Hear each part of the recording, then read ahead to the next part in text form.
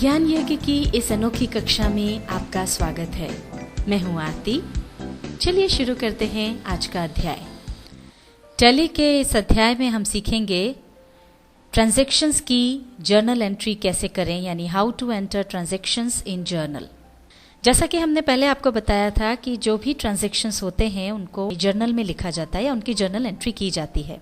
ये कैसे करें ये समझाने के लिए हमने प्रकाश का उदाहरण लिया है। प्रकाश ने एक बिजनेस स्टार्ट किया 20,000 रुपये से और रोज़मर्रा में उसके जो भी ट्रांजैक्शंस हुए वो सब उसने एक साथ एक कागज़ पर अपनी याददाश्त के लिए लिख लिए। ये सारे जो हैं यहाँ आपको वो जो उसके ट्रांजैक्शंस है वो नज़र आ रहे हैं। ये देखिए जो भी ट्रांजैक्शंस हैं वो सारे के सारे उसने एक कागज़ पर लिख लिए। अब इन ट्रांजैक्शंस की जर्नल में एंट्री के पहले हमको जो कुछ बातें ध्यान रखनी हैं वो हम पहले आपको बता देते हैं।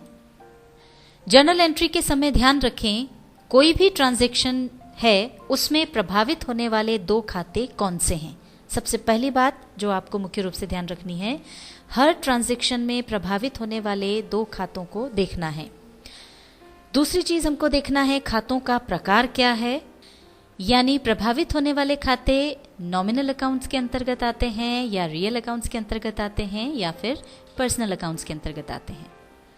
और तीसरी चीज प्रभावित होने वाले खातों के नियमानुसार डेबिट और क्रेडिट होने वाले खाते कौन से हैं, यानी उन जो खातों का प्रकार है उसमें कौन से नियम लगेंगे और उसके अनुसार कौन सा खाता डेबिट होगा और कौन सा खाता क्रेडिट होगा, और उसके अनुसार ही हम जर्नल में उनकी एंट्री करेंगे।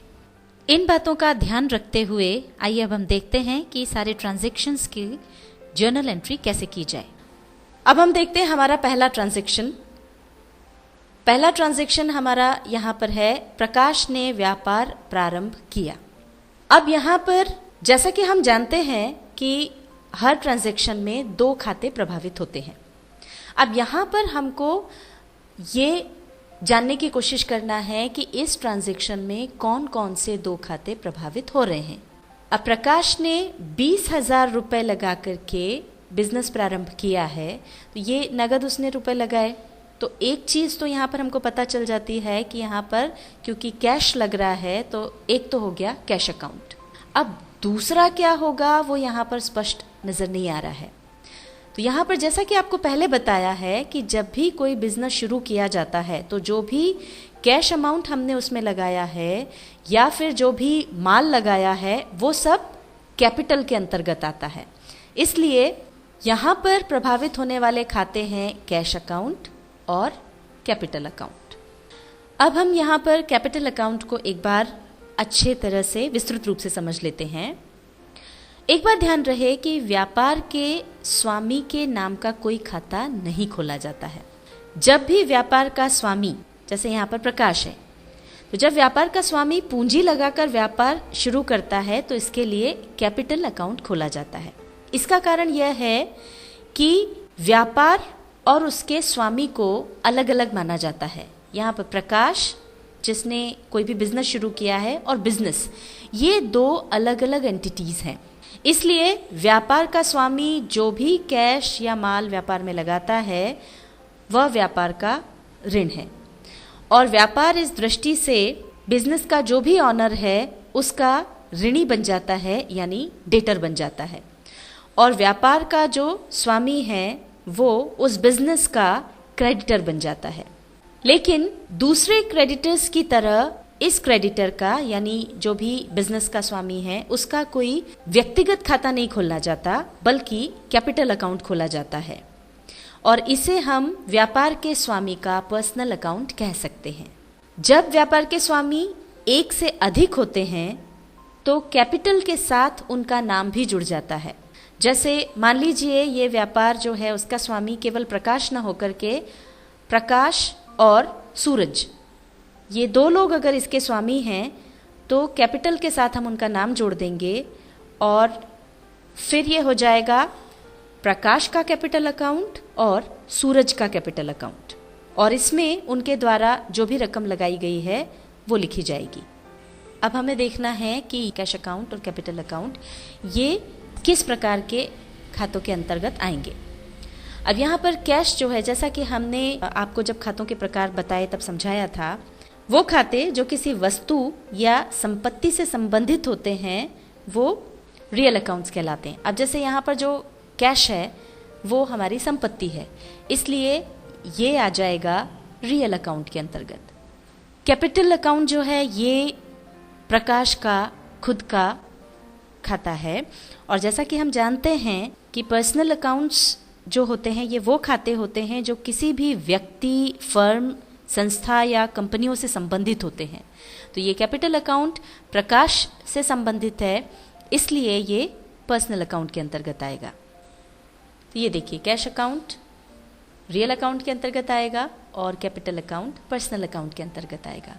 और अब हमको इसमें से किस अकाउंट को डेबिट करना है, किस अकाउंट को क्रेडिट करना है, वो हम करेंगे इनके लिए जो नियम बने हैं उसके अनुसार।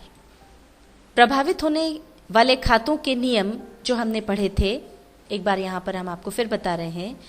रियल अकाउंट्स में नियम है, जो वस्तु व्यापार में आए उसे डेबिट करो तथा जो वस्तु व्यापार से जाए उसे क्रेडिट करो। तो रियल अकाउंट में व्यापार के अंदर क्या आया? कैश, तो ये हो जाएगा डेबिट। व्यक्तिगत खाते का नियम है, पाने वाले को डेबिट करो और देने वाले को क्रेडिट करो। तो अब ये जो कैपिटल अकाउंट है ये प्रकाश का अकाउंट है, और प्रकाश ये कैपिटल देने वाला व्यक्ति है, इसलिए उसको क्रेडिट करना है। ये देखिए, इस तरह से अब इसको लिख दिया जाएगा, कैश अकाउंट डेबिट और कैपिटल अकाउंट नहीं। अब हम आते हैं हमारे अगले ट्रांजैक्शन पर, जो है राम से माल खरीदा। अब यहाँ पर एक बात हम आपको बता दें कि जब ट्रांजैक्शन में यह नहीं दिया रहता कि माल नकद बेचा गया है या उधार, जैसा कि यहाँ पर लिखा है राम से माल खरीदा, नकद खरीदा या उधार, ऐसा जब न लिखा हो परंतु व्यक्ति का नाम दिया हो, जैसे यहाँ पर राम ये नाम दिया है, तो इसका अर्थ यह होगा कि माल उधार बेचा गया है या खरीदा गया है। तो यहाँ राम से माल खरीदा, इसका मतलब यह उधार खरीद है। अब यहाँ पर भी हमको यही देखना है कि इसमें कौन कौन से दो खाते प्रभावित हुए हैं। प्रभावित होने वाले जो खाते हैं, चूंकि यहाँ पर माल खरीदा है इसलिए एक तो हो गया परचेस अकाउंट, और दूसरा जो खाता है वो राम का खाता। अब परचेस अकाउंट जो है वो आएगा नॉमिनल अकाउंट में। नॉमिनल अकाउंट में इसलिए आएगा क्योंकि जैसा कि हमने पहले खाते के प्रकार में सीखा था कि ये वो खाते होते हैं जिनका संबंध किसी लाभ या हानि या फिर आय या व्यय से होता है। अब यहाँ पर जब हमने माल खरीदा, इसका मतलब खर्चा हुआ, तो एक तरह से परचेस अकाउंट जो है वो खर्चे में आता है, वो एक प्रकार का व्यय है, इसलिए ये आएगा नॉमिनल अकाउंट में। और राम का जो खाता है वो तो व्यक्ति से संबंधित हो गया, इसलिए वो आएगा पर्सनल अकाउंट में। तो ये परचेस अकाउंट ये हो गया नॉमिनल अकाउंट और राम हो गया पर्सनल अकाउंट। अब इनके जो नियम हैं उसके अनुसार हमें इन्हें डेबिट या क्रेडिट करना है।